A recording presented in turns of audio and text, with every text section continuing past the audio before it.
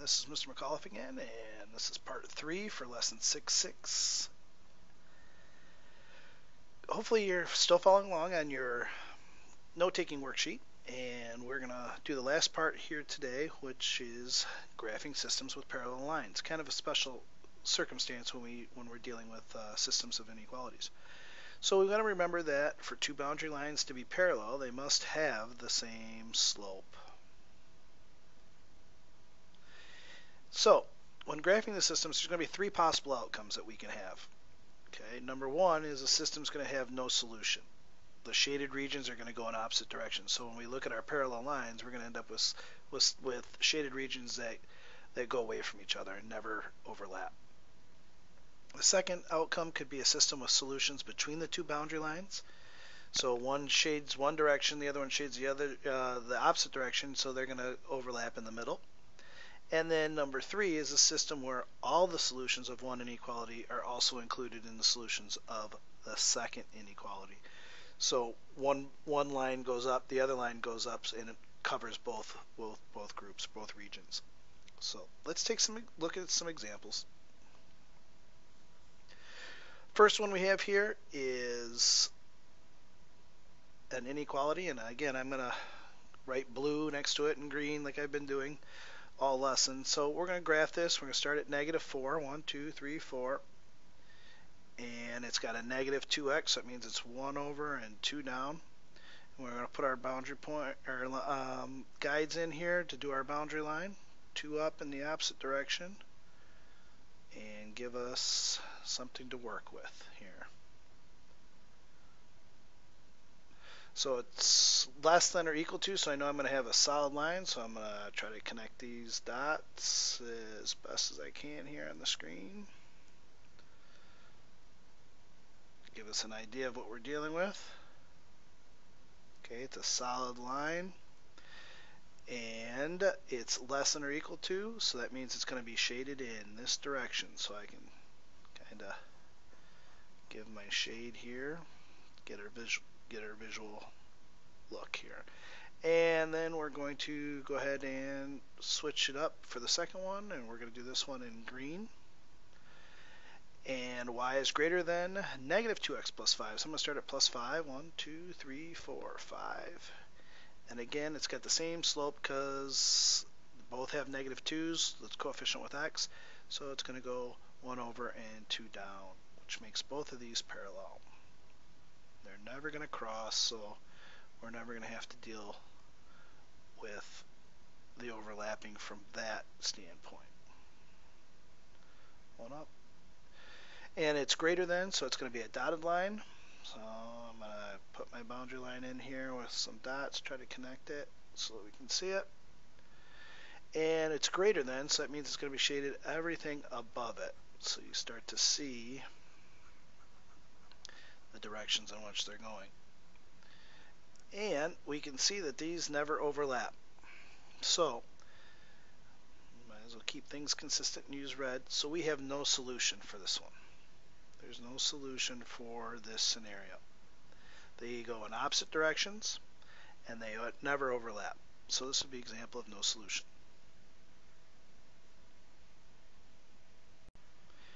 With example 2 here, we are going to graph again both inequalities, and we'll use blue and green.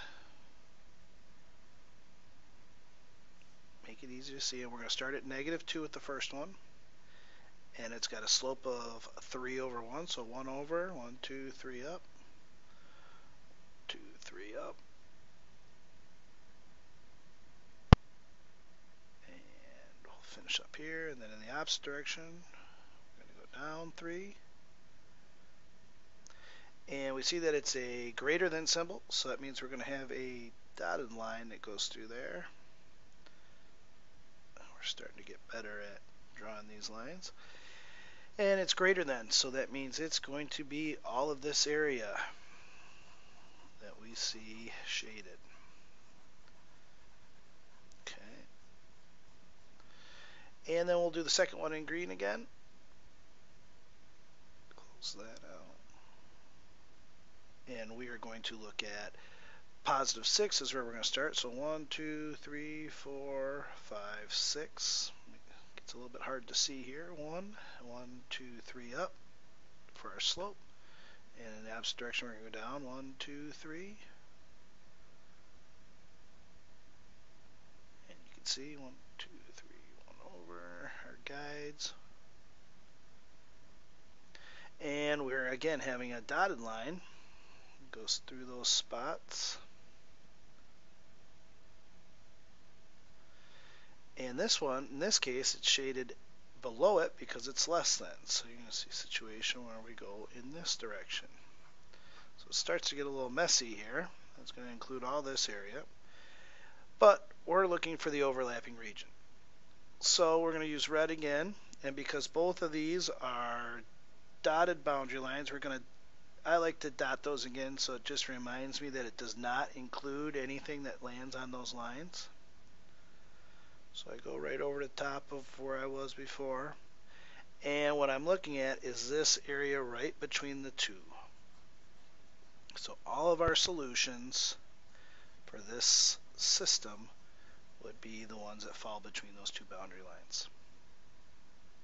Okay, so the green is less than, the blue is greater than, and the solutions are all the coordinates that fall in between the two parallel lines. And our last example here, we are going to graph again these two. We'll start with this being, oops, sorry about that. We'll start with that being blue. And we'll go with positive 6. So 1, 2, 3, 4, 5, 6 is our y-intercept. So we'll put a point, and it's 4, so it's 1 over. 1, 2, 3, 4 up. Opposite direction, we're going to go down. 1, 2, 3, 4 down. So things that we've learned earlier in the year for graphing our lines. And it's greater than or equal to, so we know that we're going to have a solid line that goes through those. As straight as possible. And it's greater than or equal to, so that means we're going to shade everything on this side. Shading with your pencil is a little bit easier.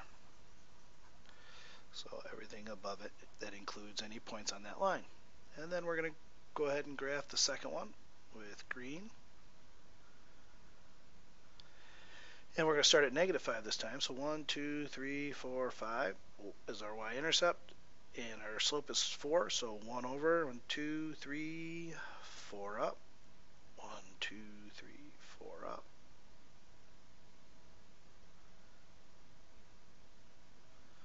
And 1, 2, 3, 4 down in the opposite direction. And it's a dotted line this time.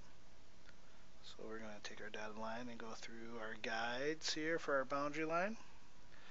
And it's also greater than, so that means it's going to be everything above it. So it's going to include everything in this area from the boundary line out. So what we have here is we've got one that overlaps. So when we look at our solution is going to be where the overlap takes place. So it's going to include all the points on this line. So again, I'm going to highlight that in red, and then shade where the overlapping region takes place. So this was the third possibility when we went over the options that could take place. So we were able to see a situation where we saw the boundary lines go opposite directions, boundary lines go in between the shaded solutions go in between the boundary lines, and now we see where one's included in the other based on the shading. So that takes us to the end of lesson 6.6. Hope that everything made sense. Good luck with your homework, and make sure you ask questions if you have them in class. Thanks.